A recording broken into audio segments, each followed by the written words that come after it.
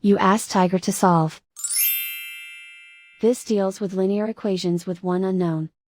The final result is x equals 527 over 114. Let's solve it step by step. Simplify the expression. Multiply the fractions. Simplify the arithmetic. Isolate the x. Multiply both sides by 4x. Multiply the fractions. Simplify the arithmetic. Multiply the coefficients. Simplify the arithmetic. Swap sides.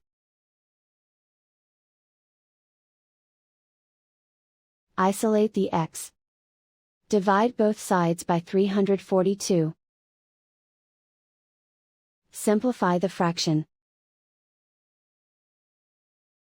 Find the greatest common factor of the numerator and denominator.